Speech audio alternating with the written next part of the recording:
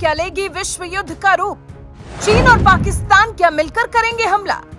क्या सच होगी नास्ट्रेदामस की भविष्यवाणी?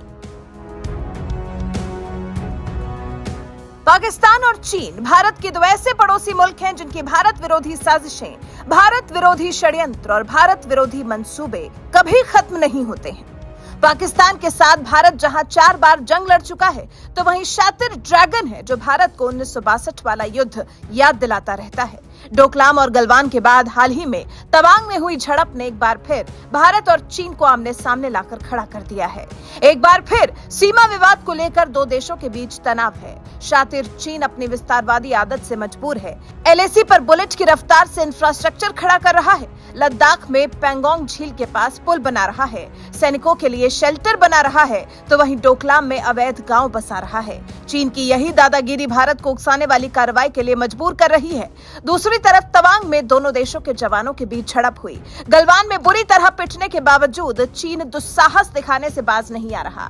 9 दिसंबर को अरुणाचल प्रदेश के तवांग में चीनी सैनिकों ने फिर से हिमाकत की और फिर से बुरी तरह पिटकर लौटी। पीएम मोदी सेना को चीन से निपटने की खुली छूट दे चुके हैं। चीन के खिलाफ हुंकार भरते हुए बोल चुके हैं कि जितना दम हो लगा ले, भारत का बाल भी बांका नहीं बिगाड़ सकता। भारत अपनी संप्रभुता की रक्षा के लिए खुद में संपूर्ण सक्षम है। वहीं देश के गृह मंत्री अमित शाह से लेकर रक्षा मंत्री भी ये साफ कर चुके हैं कि भारत की 1 इंच जमीन पर भी कब्जा नहीं हुआ है। कि भारतीय जनता पार्टी की सरकार है, नरेंद्र मोदी इसके प्रधानमंत्री है, और जब तक भारतीय जनता पार्टी की मोदी सरकार चल रही है, 1 इंच जमीन पर भी कोई कब्जा नहीं कर सकता। अपने सेना के जवानों ने जो 8 की देर रात को और 9 की सुबह को जो वीरता दिखाई है, मैं इसकी भूरी भूरी प्रशंसा करता हूं।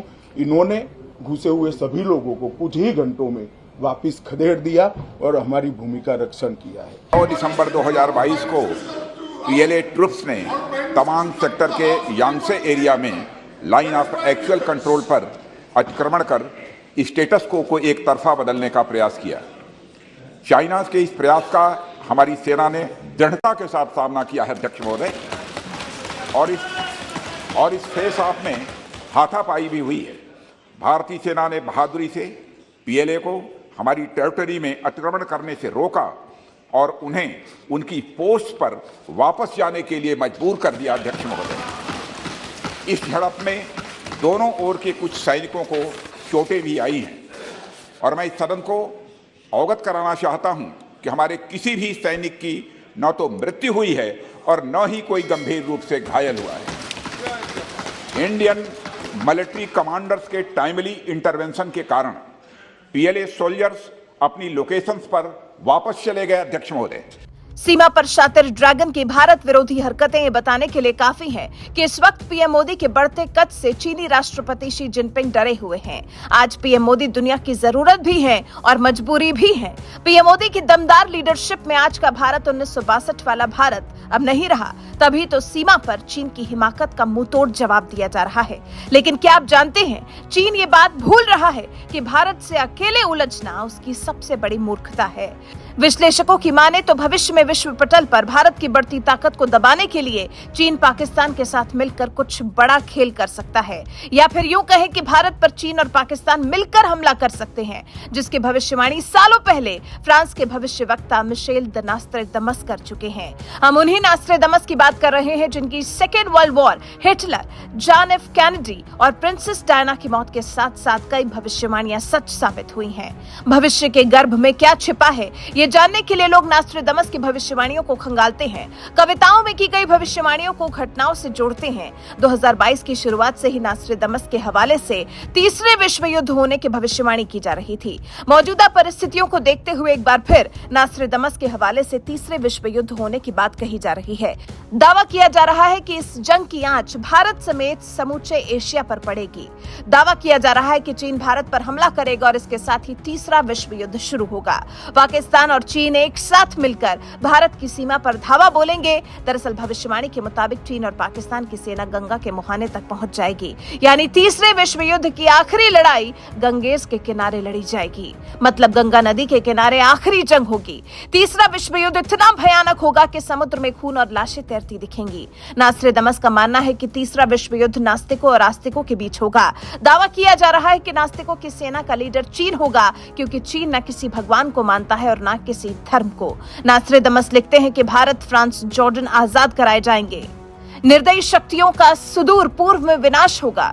गंगा, जॉर्डन, फ्रांस और स्पेन को हड़पने वाला साम्राज्य खत्म हो जाएगा। गंगा हड़पने वाला देश यानी चीन तीसरे विश्व युद्ध में हार जाएगा। देखा जाए तो अभी से तीसरे विश्व युद्ध की आहट सुनाई दे रही है। विश्व पटल पर पीएम मोदी ये बोल चुके हैं कि लड़ाई किसी भी चीज का समाधान नहीं है, किसी के हित में नहीं है। फिर भी रूस और यूक्रेन के बीच छिड़ी जंग अब तक जारी है। चीन और ताइवान के बीच पहले से ही सीमा विवाद गहराता जा रहा है। ऊपर से पड़ोसी मुल्क पाकिस्तान में भारत विरोधी ताकतें खुलेआम घूम रही हैं और अब तवांग सीमा पर चीन की गुस्ताखी। ऐसे में ये कहना गलत नहीं होगा कि मोदी के रहते भारत विरोधी ताकतें भारत को चोट पहुंचाने की भरपूर कोशिश करेंगी। बहरहाल, आपको क्या लगता है, क्या भारत पर चीन और पाकिस्तान मिलकर आक्रमण करेंगे? क्या ऐसा मुमकिन है? कमेंट कर हमें अपनी राय जरूर बताएं।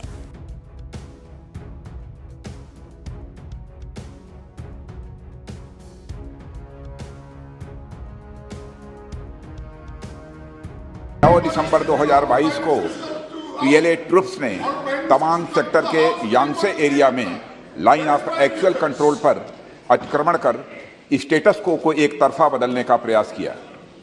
चाइना के इस प्रयास का हमारी सेना ने दृढ़ता के साथ सामना किया है अध्यक्ष महोदय, और इस फेस ऑफ में हाथापाई भी हुई है।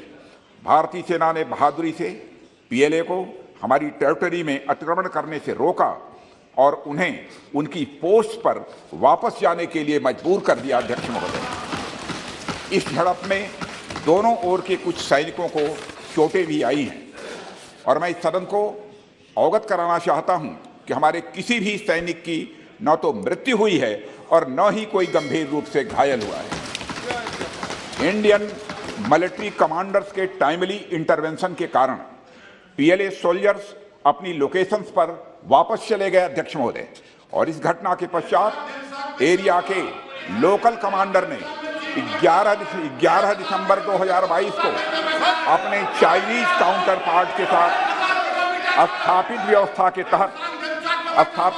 के तहत एक फ्लैग मीटिंग की और इस घटना पर चर्चा की।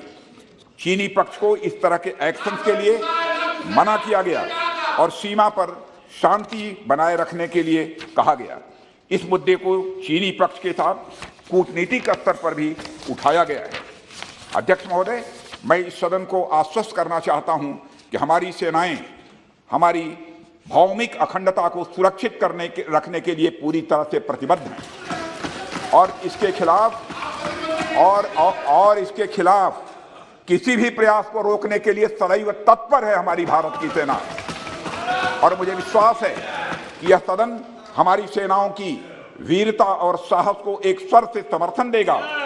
और अध्यक्ष महोदय, मैं पूरी तरह से आश्वस्त हूं कि यह संसद बिना किसी संशय के भारत की सेना की क्षमता, शौर्य, पराक्रम व प्रतिबद्धता का भी अभिनंदन करेगा।